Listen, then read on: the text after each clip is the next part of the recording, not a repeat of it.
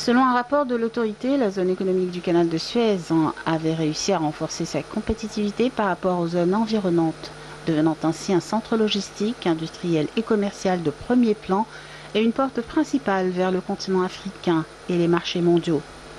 Citant le dossier du combustible vert, le rapport évoque la signature de 23 mémorandums d'entente pour sa production avec différentes compagnies internationales, dont 9 accords signés en marge de la COP27.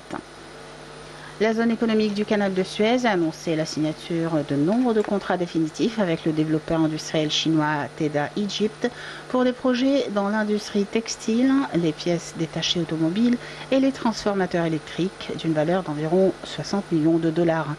Ces contrats ont été signés en marge de la cérémonie organisée à l'occasion du 15e anniversaire de la coopération entre TEDA Egypt, partenaire le plus important pour la zone économique.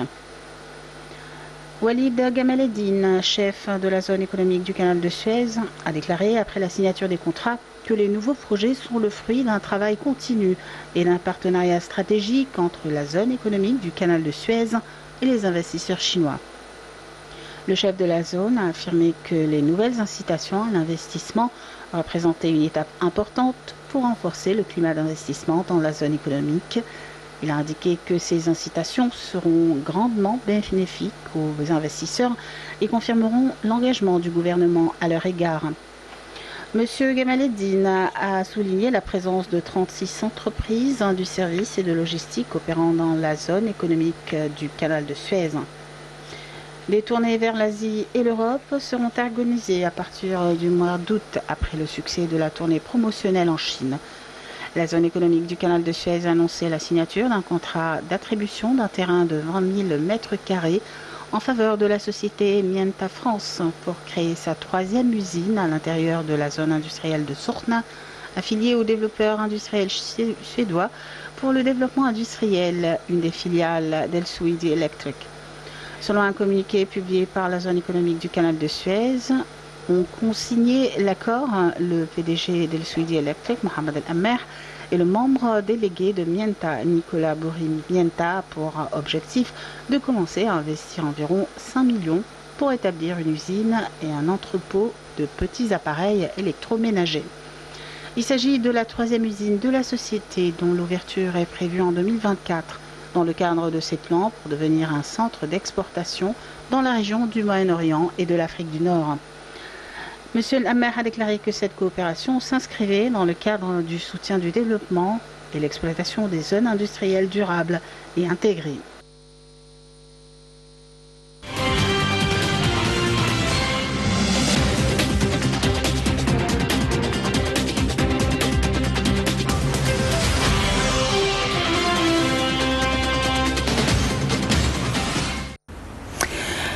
Les prévisions stables pour l'Égypte. Le Fonds monétaire international maintient les perspectives de croissance pour l'Égypte. Le prêteur international prévoit un taux de croissance économique de 3,7% en 2023 sans changement par rapport à son dernier rapport sorti en avril, et ce contre un taux de croissance de 6,7% en 2022.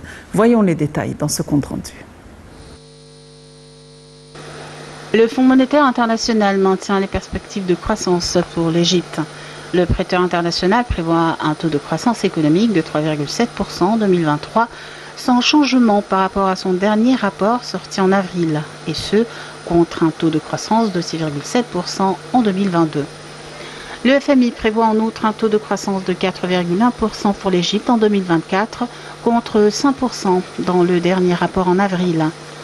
La faiblesse de la croissance en 2024 sera principalement due au manque de flexibilité des taux de change et aux pénuries auxquelles est confronté le pays, ce qui rend difficile les importations et sape la confiance des investisseurs, a déclaré la directrice adjointe du département de la recherche auprès du FMI.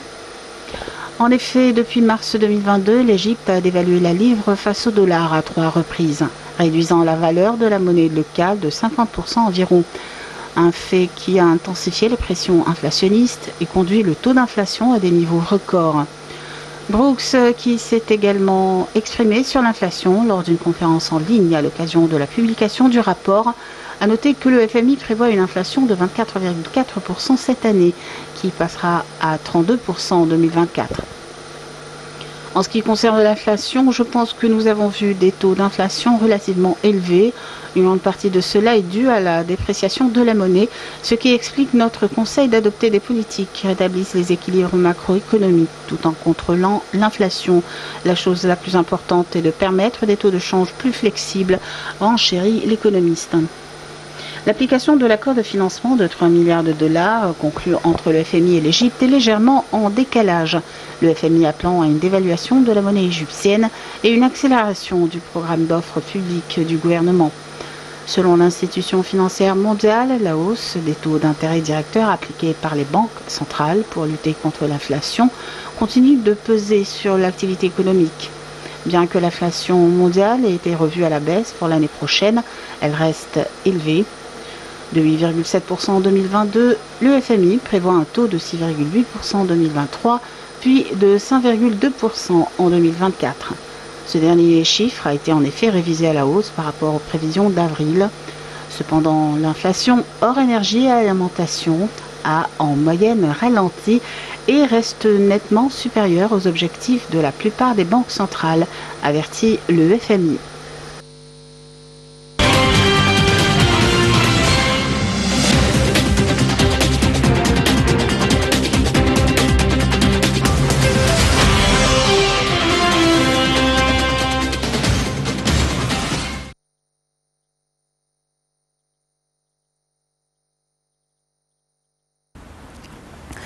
Et pour nous donner plus d'éclaircissements, nous avons le plaisir d'avoir en ligne Dr Hoda Yassa, qui est présidente de la Fédération des investisseurs arabes. Dr Hoda Yassa, bonsoir et bienvenue avec nous.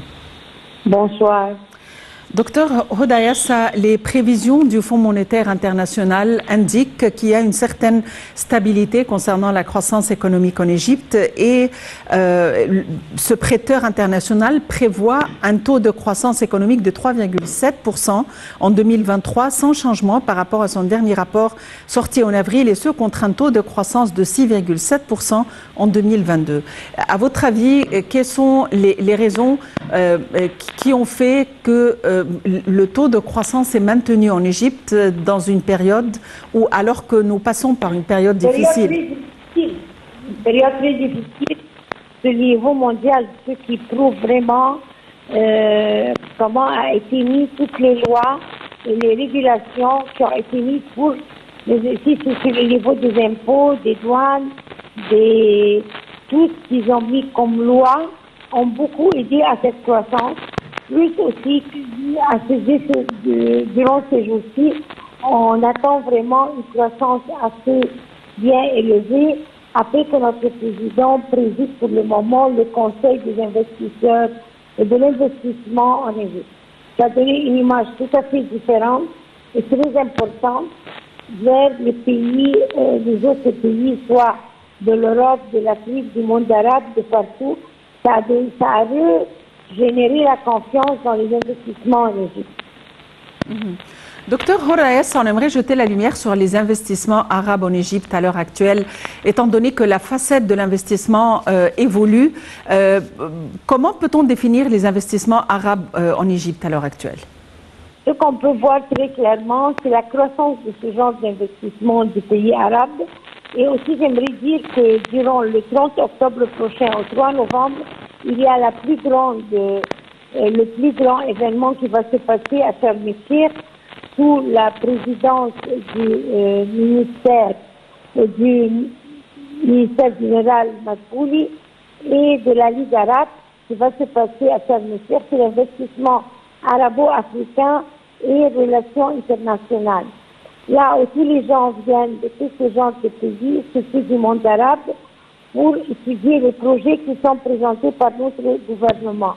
Le président du cabinet d'Égypte, Matbouli, c'est lui qui est sous exercice cet événement-là, et le ministère de la Finance, le ministère de l'Économie, le ministère de Commerce et d'Industrie, le ministère de l'Aviation, le ministère du Tourisme Alors, tous se sont mis ensemble pour donner les auspices à cet événement-là, là où va assister les plus grands hommes d'affaires et femmes d'affaires, surtout des pays arabes et des pays africains.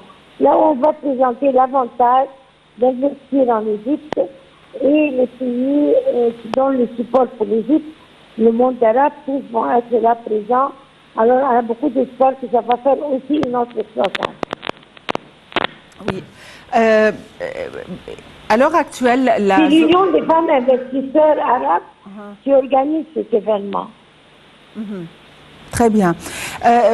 On aimerait profiter de votre présence avec nous pour parler davantage de la zone économique du canal de Suez qui a d'importants investissements durant l'exercice fiscal 2022-2023. Comment peut-on évaluer les revenus du canal de Suez et son impact sur l'investissement en Égypte? On veut dire que c'est un succès vraiment exceptionnel, une réussite et un croissement dans la rentrée du canal de Suez et des investissements autour de Suez. On a beaucoup de projets qui se produisent durant cette période et surtout des pays arabes dans la zone du canal de Suez et toute la région. Une grande croissance et un grand support du monde arabe et de l'Égypte qui offre beaucoup de facilités de nos jours. Alors on voit que vraiment c'est phénomène de succès. Docteur Rodaya, vous qui êtes experte dans le domaine de l'investissement, quels sont les points forts de l'investissement en Égypte? C'est-à-dire, nous œuvrons à attirer les investisseurs. Comment peut-on solliciter leur participation? Qu'est-ce qu'on a à offrir? Ce qu'on peut offrir, des choses les plus importantes, numéro 1, le tourisme et l'industrie. Comme industrie, on a beaucoup de facilités pour vendre aux pays africains. On est le chemin vers l'Afrique. Alors, n'importe qui vient pour faire des investissements sur le niveau industriel, il garantit un marché énorme c'est le marché de l'Afrique, plus les lois qu'on a faites de facilité entre les pays, l'Égypte et les pays africains, comme les douanes libres. Alors ça, c'est un grand point d'attraction vers les investisseurs. Eux, ils auront accès au monde africain et aussi à l'Europe. On est très proche de l'Europe et de l'Afrique. Ça, c'est un point très essentiel.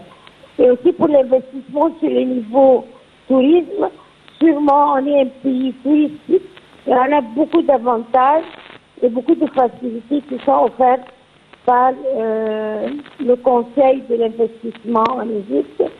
Et je vois que vraiment c'est une occasion pour tout le monde, si c'est européen ou africain ou arabe, de venir vers l'Égypte et d'investir. Ils garantissent un marché.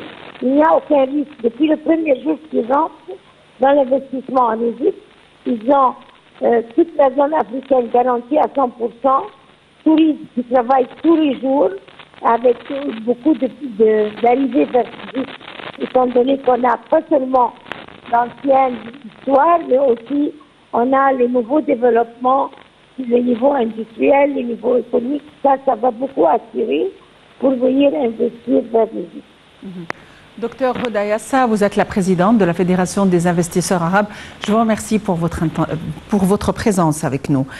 Encore une fois, la zone économique du canal du Suez attire d'importants investissements durant l'exercice 2022-2023, d'importants contrats avec des grandes instances, de grandes compagnies intéressées de s'impliquer dans cette industrie. Merci de nous avoir suivis. Très bonne fin de soirée à tous et à la prochaine.